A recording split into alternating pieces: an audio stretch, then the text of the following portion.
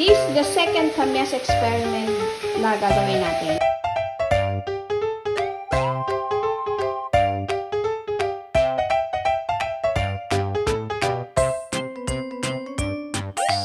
Now, ang gagawin natin ay kamyas at atsara. Okay, so ang first step natin is of course, hugasan nyo muna yung kamyas and then hiniwa ko siya ng paganito. So, hiniwa-hiwa ko. Meron pa ako ilan dito na hindi ko pa nahihiwa. Ayan. Okay, so, hiwain nyo muna ng paganyan. Okay, so, experiment lang itong gagawin natin. So, let's see kung what happens next. Hello. We're back sa ating experiment sa kamyas. So, ito yung kamyas na hiniwa natin kanina. Ginawa ko dyan, nilamas ko, piniga ko. So, yung pinagpigaan ko sa kanya, ito na yun. So, yung pinagpigaan, gagamitin natin yan. Pinagpigaan ng kamyas. Kasi diba ang atsara, we use vinegar. Diba? Para as preservative agent niya. Actually, ang three common preservative agents are salt, vinegar, and sugar. So, sa version natin ng kamyas atsara, gagamitin natin yung sarili niyang katas kasi maasim na to. Pero dadagdagan pa rin natin siya ng suka. So, mayroong asukal, may asin, may paminta, at para magkaroon siya ng fruity taste, lalagyan ko siya ng pineapple. Pineapple tidbits with yung juice niya. Okay? And then, itong sibuyas, chopped onion, sinama ko na dun sa kamyas. Kasi itong solid ingredients, hindi naman siya niluluto. Ang niluluto is yung liquid ingredients. Okay? So now, ilalagay na natin yung pineapple, sugar, salt, vinegar, pepper. And dapat meron din yung raisins. To-follow na lang yun. Di pa ako nakakabili. Okay, lalagay na natin yung isang pack of pineapple tidbits with pineapple juice na rin yan. 1 cup of sugar. 1 tablespoon of salt. Tapos pepper, a few grounds of pepper, and then 2 tablespoon of suka. Hindi ko siya magawa kasi hawak ko nito. Wait lang. So if you can see, ayan na yung ground pepper natin. Kasi lalagay ko na yung 2 tablespoon of vinegar. Okay? So, hahalo-haluin natin yan para matunaw yung sugar at saka yung asin. Tapos, ito yung papakuluan natin. I-boil natin ito.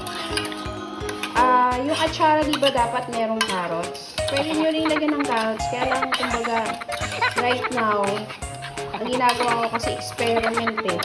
So, kung ano yung meron ako, yun yung nilalagay ko sa ingredients.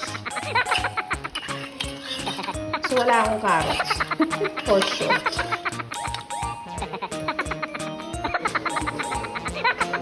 So, ito na yung pinakuluan natin na liquid ingredients. So,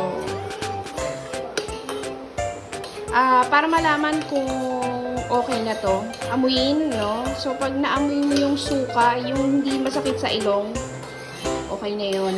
Kumbaga, luto na yung amoy ng suka. Tcharan! At dahil nahiya ako sa inyo, nagpabili ako ng carrots. So, yung carrots, grenade ko lang siya dun sa malaking grater. Hindi yung pin. And then, nagpabili rin ako ng raisins.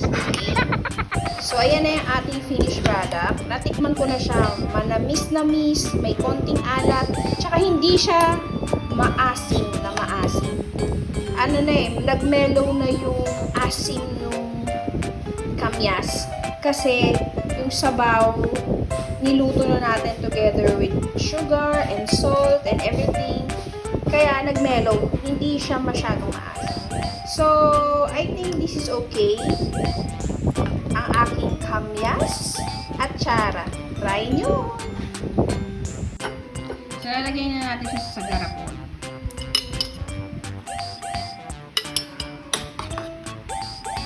So, ang difference ng atsara sa buro, tsaka kimchi, hindi na ito kailangan i-ferment.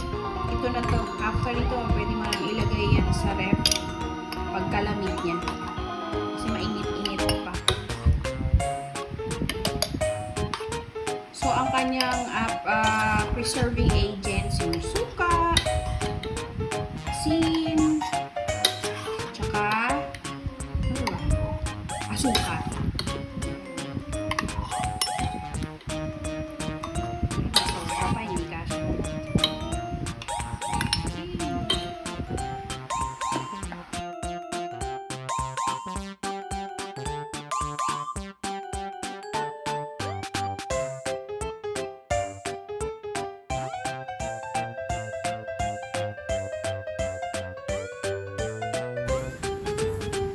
Hello again mga nanay! Today, papakita ko na sa inyo yung finished product ng ating kamyas at tsara. So, ito siya. Ito na itsura niya. Diba? Hindi naman nalalayo dun sa itsura ng atsara talaga kasi green ang papaya. Green din ito. And then, masarap siyang i-pair with piniritong isda. Okay? Na-try na namin siya. So, don't expect that because it's kamyas, super maasim, di ba? So, ang taste niya, it's just like regular atsara. Ang atsara kasi, di ba, ang daming suka na nilalagay kaya maasim at matamis. Ito naman, di ba, konti lang suka nilagay natin and we use the juice of the kamyas. And we put sugar like what's the usual atsara. So, ang taste niya, hindi nilalayo sa atsara. Masarap siya. Actually, trinay na namin to sa pancit. Instead of kalamansi or suka, ito yung trinay namin sa pancit. At pack na pack din siya. Kaya please, try nyo yung aming kamyas at tsara. Ano na tweet? Masarap ba yung kamyas at tsara? Sumagot ka! Ayan! Tcharan! Ating finished product. Okay, so this is our kamyas at tsara. It looks nice naman, diba? Very colorful. Sana meron kayo natutunan. Try nyo rin to. Masarap siya. Tinikman na namin ang asawa. Bye! Thank you for watching. Don't forget to like, share, and subscribe.